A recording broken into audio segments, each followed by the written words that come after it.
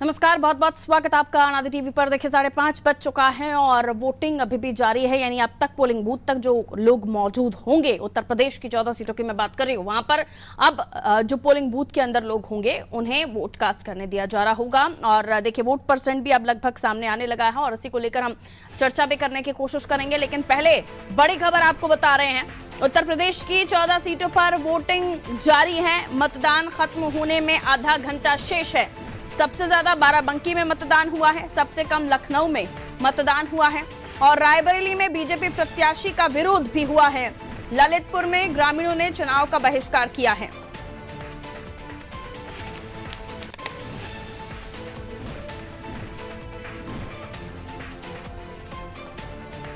आपको बता दें, उत्तर प्रदेश की 14 सीटों पर वोट कास्ट किए जा रहे हैं, जनता मतदान करने पहुंच रही है।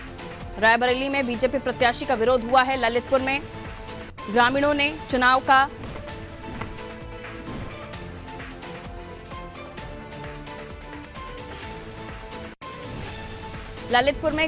चुनाव का बहिष्कार किया है।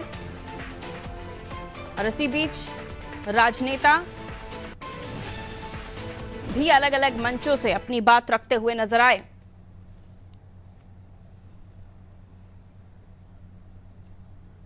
देखिए 14 सीटों पर मतदान अभी भी चल रहा है, आधा घंटा बाकी है। जब मतदान पूरा हो जाएगा और पोलिंग बूथ के अंदर जो लोग मौजूद होंगे उन्हें वोट कास्ट करने दिया जाएगा। तो देखिए अभी तक लगभग तमाम सीटों के जो मतदान प्रतिशत हैं वो 5 बजे तक के आने ही वाले हैं।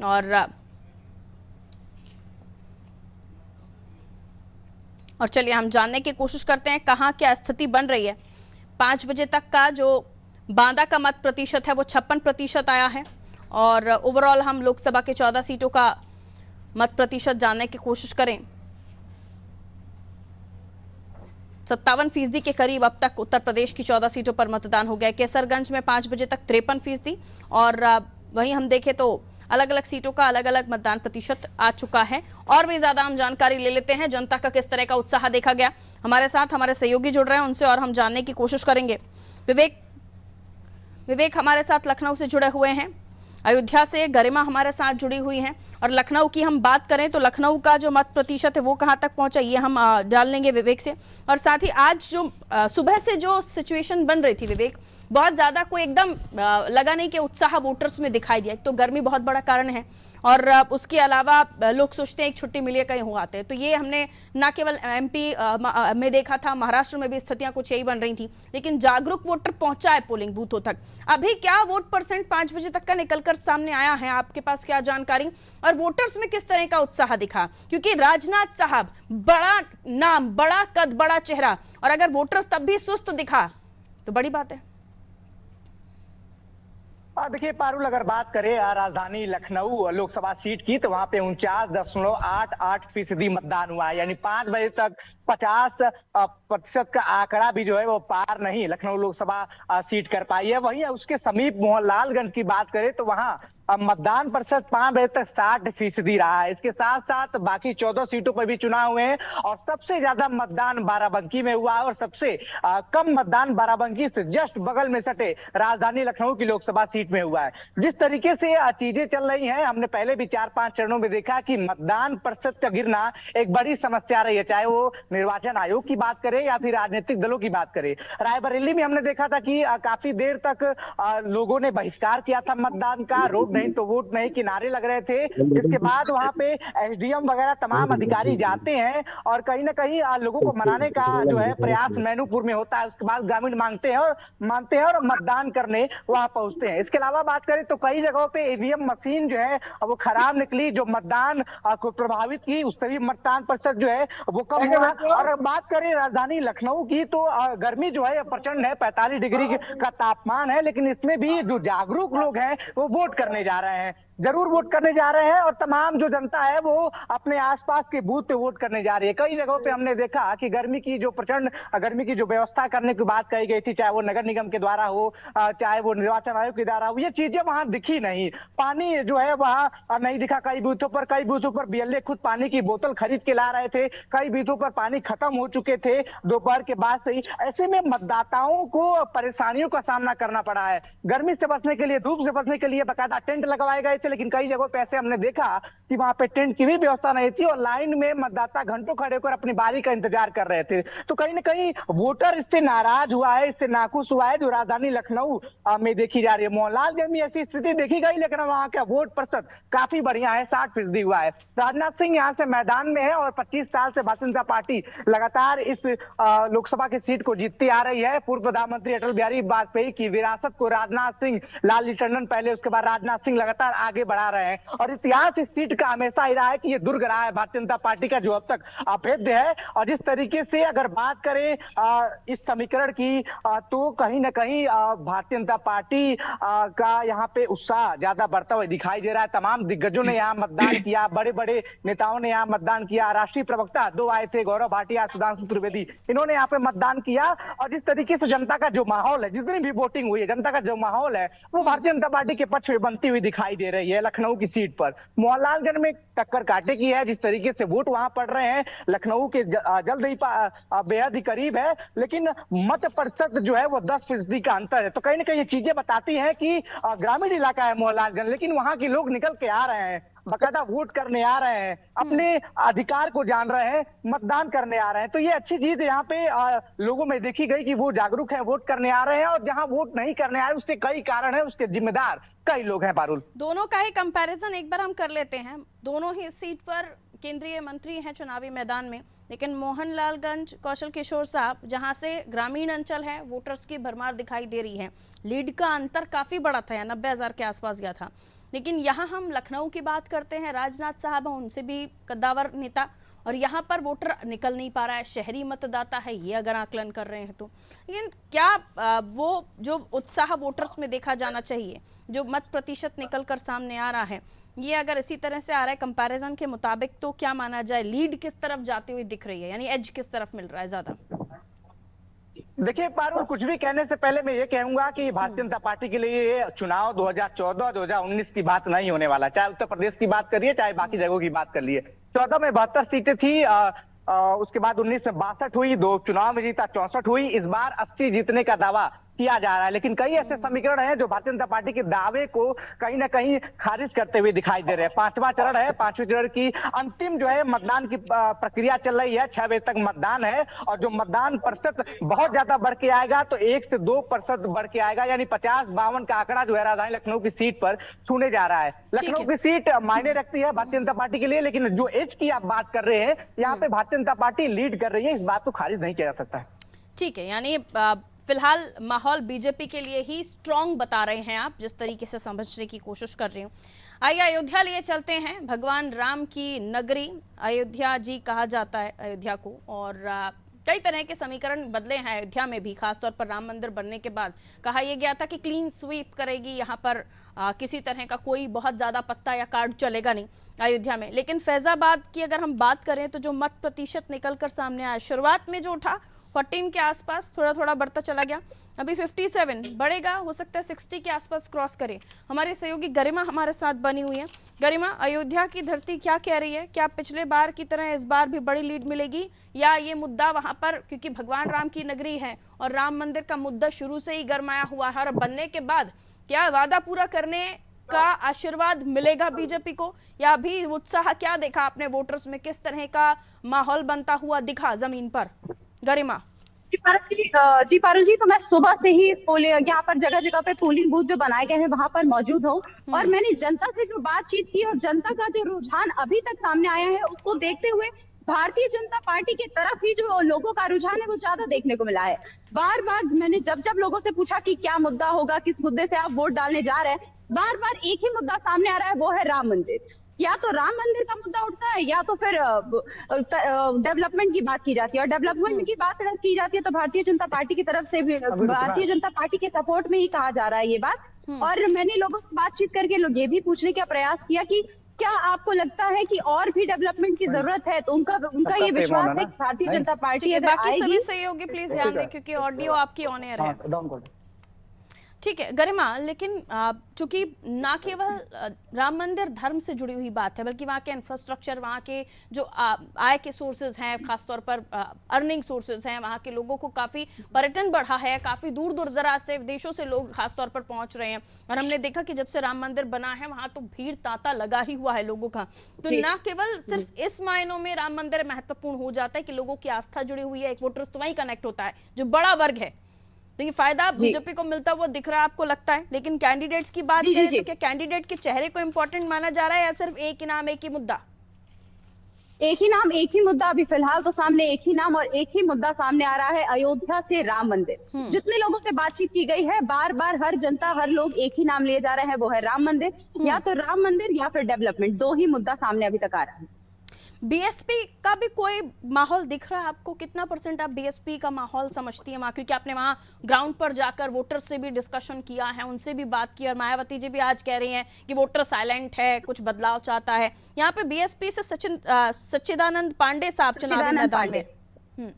जी, बसपा की अगर हम बात करें, सच्चिदानंद पांडे जी की अगर हम बात करें, तो उनके हिसाब से अगर हम compare to Lallu Singh and Akhilesh Yadav, Awadhesh Prasad, ji ji, तो उन दोनों में अगर देखा जाए तो कांटे की टक्कर अभी तक फिलहाल तो अवधेश प्रसाद और लल्लू सिंह में ही साफ दिखाई दे रही है। नहीं तो कांटे की टक्कर आप बोल रही हैं या एक तरफा स्थिति बता रही हैं? अभी वोटर्स से जब आप बात करें तो टक्कर फिलहाल, हाँ जी, वोटर से बात करने के बाद जितने वोटर से हम लोग रूबरू हो पाए हैं, उनकी तरफ से तो अभी फिलहाल यही मुद्दा सामने आया है, राम मंदिर का। तो इस तरह से तो हम पिछले बार के बनस्पत और अभी ये वोटर्स जो % निकलकर अभी तक सामने आया है, 57 के आसपास यहाँ आ गया है, ये बढ़ने की उम्मीद कर रही हैं आप, या फिर पिछले बार के बनस्पत इस बार वोटर्स की जो कतार है दिखी या क्राउड वो दिखा आपको, यहाँ % में कितना आकलन कर रही हैं?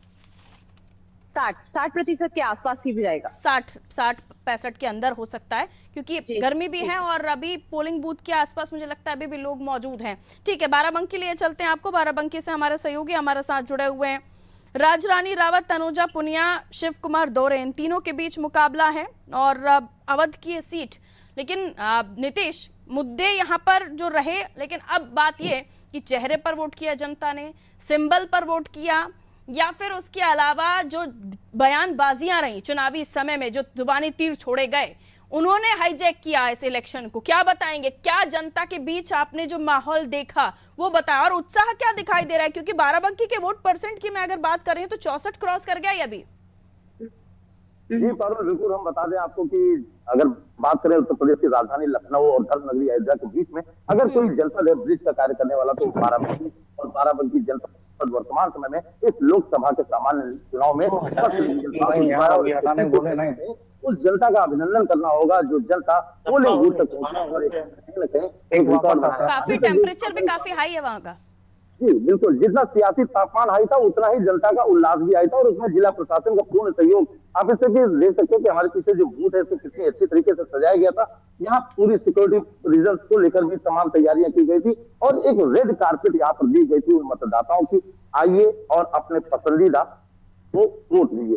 बात करें अगर यहाँ के राजनीतिक सिनेरियो की, यहाँ से भारतीय जनता पार्टी से राजरानी रावत को टिकट दिया गया था, वहीं इंडिया गठबंधन के तनुज पुनिया को यहाँ से प्रत्याशी बनाया गया था। एक समय में ऐसा लग रहा था, यहाँ की जो स्थितियां थी कि कभी तनुज पुनिया आ गए, एक समय में ऐसा लग रहा है कि कभी राजरानी रावत, मिली जुली यहाँ से प्रतिक्रिया आ रही है। लेकिन ये बढ़ता हुआ वोटिंग % ये कहीं ना कहीं पारुल जी निश्चित ही ये बात स्पष्ट कर रहा है कि यहाँ पर नेक टू नेक फाइट होने वाली, क्योंकि बसपा का यहाँ कोई भी चुनाव साफ तौर पर देखा नहीं जा रहा। जो भी लड़ाई यहाँ पर देखी जा रही साफ तौर पर भारतीय जनता पार्टी और इंडिया गठबंधन के बीच में देखी जा रही। कहीं ना कहीं अभी यह कहना अतिशयोक्ति होगा कि किसकी जीत है किसकी हार है, लेकिन बाराबंकी का जो चुनाव का परिणाम आएगा वो निश्चित ही रोचक होगा और अप्रत्याशित होगा। जी पारुल, बिल्कुल। राजरानी रावत की हम बात करें, लेकिन पिछला थोड़ा इतिहास देखें तो 2004 में बीएसपी ने सीट निकाली थी, 2009 में कांग्रेस से, उसके बाद बीजेपी लगातार यहाँ से ये सीट उठा रही है। और ऐसे में 98 भी चले जाइए तो बीजेपी थी, उसके बाद सपा 99 में आ गई। ये जो फैक्टर है ये, क्योंकि 2 बार से तो लगातार बीजेपी है, क्या ये ट्विस्ट करेगा, या आप कह रहे हैं बिल्कुल माहौल एक तरफा दिखाई दे रहा है, या फिर आप कह रहे हैं कि कांटे की टक्कर दिखाई दे रही है? और मुद्दे खासतौर पर मैं मैनिफेस्टो की बात अगर करूं, क्योंकि बार बार न्याय की बात की है, गारंटी की बात की है, और उसके बाद जब दोनों एक साथ इस बार अब दिखाई, क्योंकि चुनाव जैसे जैसे करीब आया तब ये दोनों साथ में दिखाई दिए, मैं अखिलेश और राहुल गांधी की बात कर रही हूँ, और उसके बाद केजरीवाल की एंट्री हो जाती है 5वें चरण में। ये कोई इफेक्ट किया जनता के मन को, या जनता के मन में शहर के मुद्दे थे, लोकसभा सीट के मुद्दे थे?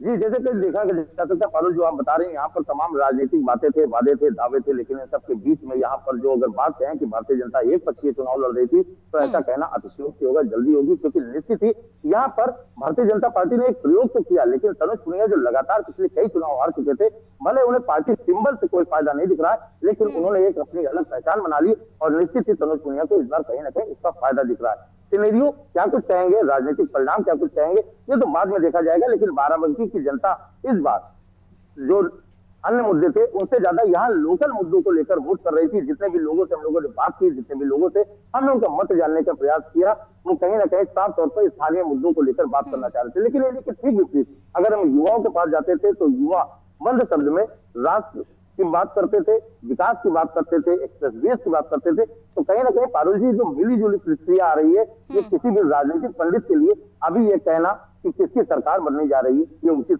बिल्कुल बिल्कुल लौटूंगी आपके पास। हमारे साथ केसरगंज से हमारे सहयोगी बने हुए हैं, केसरगंज से विनोद हमारे साथ जुड़े हुए हैं। विनोद, केसरगंज, इस पर भी सबकी नजर है। देखिए, रण या जंग कहिए असल रायबरेली, अमेठी और उसके बाद केसरगंज पे सबकी नजरें टिकी हुई है। बाकी जगह तो चुनाव है ही, लेकिन यहाँ पर हार्डकोर फाइट है। केसरगंज में कहा गया कि सिर्फ ब्रिजभूषण शरण सिंह के साथ चुनाव या उसके इतर चुनाव, ये कहा जा रहा था शुरुआती दौर से। और जब चुनावी समय भी देखा हमने, उस वक्त भी उनकी बयानबाजी, और अब तक बयानबाजियों का दौर नहीं थम रहा है। वो बयान भी ऐसे देते हैं कि जैसे कटाक्ष कर रहे हैं। अभी उनके पुत्र, क्या माहौल बन रहा है उनके पुत्र के लिए? क्योंकि कई सारे मुद्दे, कहा गया ये भी कि पहलवानों की नाराजगी थी, लेकिन वो विधानसभा में उतरी नहीं दिखी। विधानसभा की सारी सीटें इस क्षेत्र से निकली बीजेपी की। लेकिन अगर पहलवानों का कोई मुद्दा था भी, तो वो चुनावी समर में या फिर आज वोटर्स के जहन में रहा, या महिला पहलवानों के साथ जो मुद्दा था, या फिर फेस को लेकर, और फेस रहा तो क्या फेस ब्रिजभूषण रहे प्रधानमंत्री नरेंद्र मोदी, जिसको लेकर बीजेपी लगातार अपनी बात कहती रही। क्या ग्राउंड पर देखा आपने? उत्साह दिखा वोटर्स में? वोट परसेंट को लेकर बताइए क्या देखा? 53 गया यहाँ का वोटिंग परसेंट। विनोद जी बिल्कुल पारुल, आपको बता दें, कैसरगंज लोकसभा में भाजपा के साथ साथ इस बार विपक्ष भी काफी दमदारी से चुनाव लड़ रहा है। अगर मतदाता की बात की जाए तो मतदाताओं ने बताया कि करण भूषण हो या उनके पिताजी, जो जिस तरीके से बयानबाजी दे रहे थे कि दबदबा कायम है, लेकिन मतदान के दिन दबदबा वो नजर नहीं आ रहा था। मतदाता जो है विपक्ष के तरफ भी रुझान देखता हुआ दिखाई दे रहा था। पारुल बिल्कुल, लेकिन ये कहा गया था कि कई नाराजगी है और बीजेपी को टिकट भी इसलिए बदलना पड़ा कि महिलाओं का मुद्दा हावी हो रहा था, सुरक्षा का मुद्दा हावी हो रहा था। उधर हमने देखा कि इसी चुनाव के बीच स्वाति मालीवाल वाला केस भी दिल्ली में हुआ, जिसके बाद फिर बीजेपी ने इंडिया अलायंस को घेरा। तो ये जो मुद्दा रहा, मुझे लगता है इसकी काट हो गई बीजेपी के लिए, इसलिए बहुत ज्यादा बीजेपी को फर्क पड़ नहीं रहा केसरगंज में इस मामले से।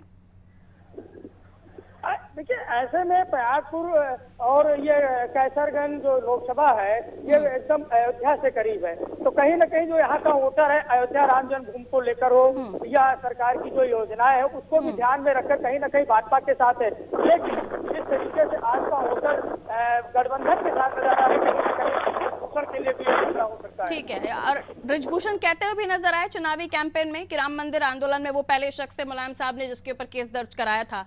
तो वो सीधे तौर पर वो इस मामले में भी कनेक्ट करते हुए नजर आए हैं केसरगंज संसदीय सीट को। छोटा सा कमेंट कीजिए इस पर। हाँ बिल्कुल, खुद ब्रिजभूषण सिंह और उनके बेटे करते रहे, लोगों को समझाते रहे, आप तीसरी बार मोदी जी को वोट दे रहे हैं, आप पहली बार करण भूषण कहते थे कि मेरे पिता ने काम किया है। लेकिन जो मतदाता है, मतदाता आपके पिता ने ना सांसद रहते हुए यहाँ कोई रोजगार के संसाधन दिए, लेकिन जिस तरीके से करण भूषण ने कैंपेन की है, अपने प्रचार को लेकर मतदाताओं को समझाने का प्रयास किया है, कहीं ना कहीं ये 4 तारीख माना जाए कि न केवल ब्रिजभूषण, करण भूषण की भी खुद की टेस्टिंग होगी कि वो कितना वर्थ, कितना वजन रखते हैं, ये भी हम फाइट में देखेंगे, क्योंकि खुद भी वो कैंपेन करते हुए नजर आए। मैं लौटूंगी आप लोगों की तरफ। इस वक्त बड़ी खबर आपको बता दी, देखिए 5 बजे का जो मत प्रतिशत है वो सामने आ गया है। 14 सीटों पर अब तक वोटिंग जो हुई है वो आपको वोट परसेंट बता देते हैं, जो ताजा तरीन वोट परसेंट है। अमेठी 52%, जिसके लिए हम कह रहे थे कि काफी हाई प्रोफाइल हॉट सीटें हैं, ये जिन पर सबकी नजर है। तो अमेठी 52.68%, बांदा में 57.38% मतदान किया गया। बाराबंकी में सबसे ज्यादा 64.86%, यहाँ की सारी विधानसभाएं 60 को क्रॉस कर गई हैं। फैजाबाद में 57.36%, फतेहपुर में 54.36%, गोंडा में 50.21%, काफी कम प्रतिशत है। आइए आगे बताऊं तो हमीरपुर की सीट जहां पर 57.83%, जालौन में भी 53.73%, झांसी 61.18%, कैसरगंज यहां पर 53.92% का मतदान हुआ है, मत प्रतिशत निकलकर सामने आया है। और जो हम अगर बात करें, अमेठी देख लीजिए, रायबरेली देख लीजिए, या फिर आप कैसरगंज देख लीजिए, ये सारी हाई प्रोफाइल सीटें इस चरण में हैं। खासतौर पर इन पर तो नजर है ही, बाकी सीटों पर भी है, क्योंकि मंत्री मैदान में है, स्मृति जी मैदान में है, उसके अलावा राजनाथ साहब लखनऊ से मैदान में है, और भी जो मिनिस्टर्स हैं वो मैदान में है। लेकिन यहाँ पर देखिए आप 60 से नीचे ही है ये नंबर। मोहनलालगंज ये 60% यहाँ पर गया वोटिंग, लखनऊ में 49.88, रायबरेली में 56, कौशाम्बी में 50, कौशाम्बी और भी नीचे 50% पर ही यहाँ पर अभी तक वोट कास्ट हुआ है। 1-2% या बहुत ज्यादा 5% तक भी आप बढ़त मान लीजिए जा सकता है। आइए वापस हमारे सहयोगी जो हमारे साथ जुड़े हुए हैं उनकी तरफ हम रुख कर लेते हैं और एक एक अब सवाल के साथ आगे बढ़ूंगी। विवेक, आपके पास आ रही हूँ। अब आपको क्या लगता है कि कितनी फंस रही है और कितनी निकल रही है सीट, और किसके लिए क्या आप वोट करना चाहेंगे? कि अगर बीजेपी के लिए बड़ा आप देख रहे हैं वोट परसेंट या लीड, तो वहां आपका मत क्या है, और कांग्रेस या फिर अन्य को लेकर आप अपना आकलन रखना चाहेंगे? विवेक ऑडियो अनम्यूट कीजिए जी, आपकी आवाज नहीं आ रही विवेक। लौटूंगी ठीक है, वापस कैसरगंज लिए चलती हूँ। नीतीश भी हमारे साथ बाराबंकी से जुड़े हुए। नीतीश, क्या बताएंगे आप कि फाइनली हम अगर ग्राउंड पर हैं तो हम वोटर से भी कनेक्ट हो रहे हैं, वहाँ की योजनाओं को भी हम देख रहे हैं, क्योंकि आप लोग तमाम चीज़ों को समझ रहे हैं, और फिर वोटर भी आजकल समझदार है, जागरूक है, वो सब देख रहा है कौन सी योजना बनी, कौन सी पॉलिसी बनी, कौन सी चीज़ का लाभ लाभार्थी को मिल रहा है। इन तमाम चीज़ों का आकलन करते हुए मुद्दे अपनी जगह हैं। अगर वोटर समझदार है, युवा वोटर निकला है, तो उसने कहीं ना कहीं समझदारी के साथ ही वोट कास्ट किया होगा। लेकिन कई ऐसे वोटर्स भी हैं, अगर आप ले लीजिए 20%, 40%, 50% की, वो जाति को देखकर ही वोट करते हैं। तो आपका आकलन क्या कहता है, किसको बढ़त या किसको बाहर का रास्ता दिखाएगी जनता?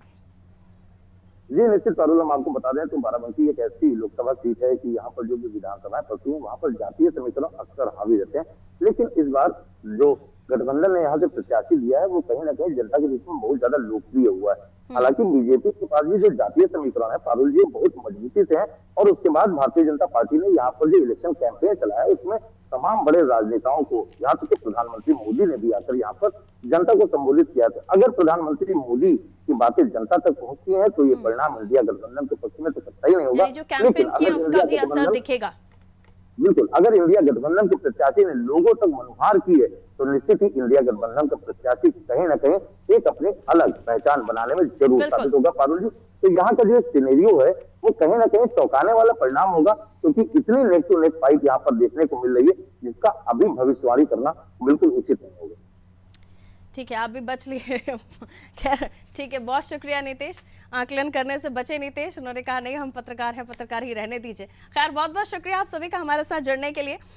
तो देखिए, खास तौर पर जो लीड की बात मैं करूं तो ये जो 5-6 सीटें हैं, 5 सीटें जहां मोहनलालगंज है, 90% की 90,000 वोटों की लीड से बीजेपी इसने पिछली बार 2009 में से 2019 में माफ कीजिए से निकाला था। अमेठी में 55,000, फैजाबाद में 65,000, बांदा में 59,000, कौशाम्बी में 38,000 वोटों से ये सीटें जीती थी।